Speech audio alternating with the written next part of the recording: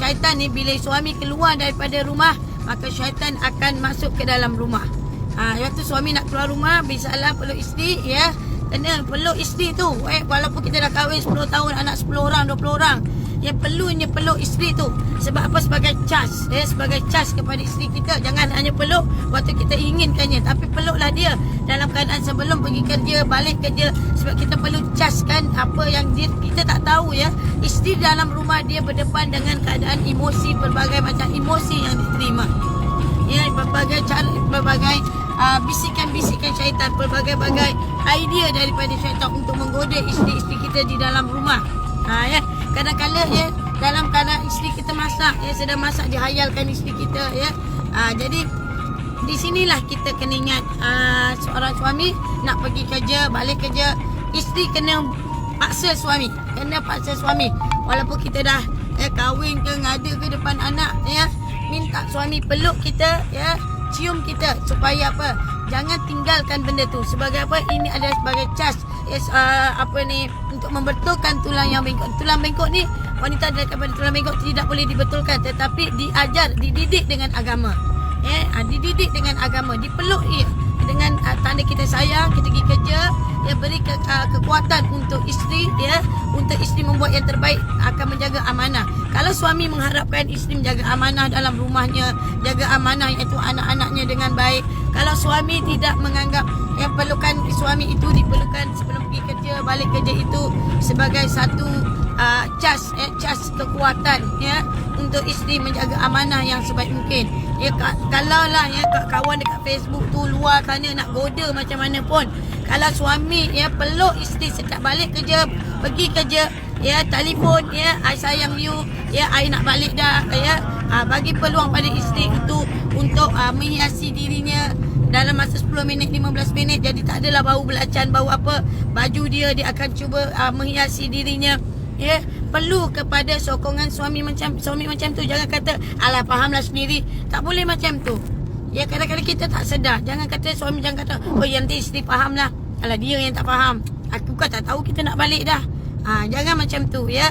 Kita kena sentiasa, suami ni cukup, ya, bagi emoji bunga pun I love you, ya, abang rindu, apa itu pun dah jadi macam motivasi pada isteri, ya. Jadi itu adalah satu benda yang mahal.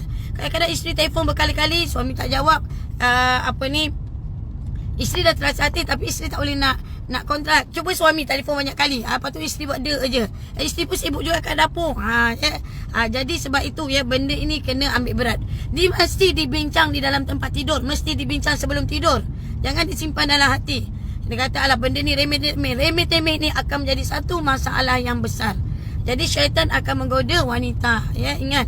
Jadi kalaulah suami tak pandai, dia rasa benda ini remeh-temeh, ya, dia nak nampak ilmu yang besar-besar, ilmu yang paling kecil ialah peluk isteri kamu sebelum pergi kerja, cium dia dan beri kata bisikan cinta pada dia, ya, bisikan rindu, ya. Kalau malam tu, ya, jadi kita balik kerja, peluk dia automatik. Wanita ni penatlah macam mana. Kalau you peluk diorang, pasti you all semua, ya, isteri tu akan menjadi baik. Sebab tak ada kenapa tak cakapnya tu, sebab ustazah isteri.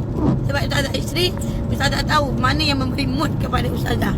Ya, kalau ustazah lemah, ustazah akan cakap dengan ustaz. Kalau ustazah tak ada mood lah, kalau ustazah hilang mood, ustazah akan cakap dengan ustaz, yang peluk je, minta dia peluk. Kenapa ustazah minta dia peluk? Sebab ustazah perlu, ya. Bila dia peluk, ustazah rasa macam dia tak perlu berkata apa-apa, tapi cukup pelukan dia tu memberi kita cas semangat kepada kita.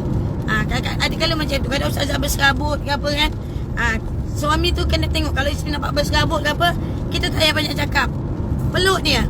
Kalau dia emosi, dia tiba-tiba marah anak lain macam ke apa, peluk isteri kita. Syaitan amat takut dengan pelukan suami kepada isteri. Sebab apa? Suami ni, ya, syaitan ni, manusia tu, isteri ni, wanita ni mempunyai 99 nafsu. Maknanya satu akal.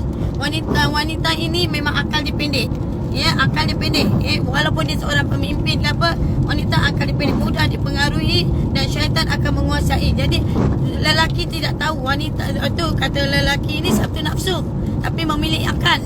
Ya, sebab tu kalau soal cerai-berai ni, maknanya banyakkan perempuan, ya. Sebab apa? Bercakap suka ikut emosi.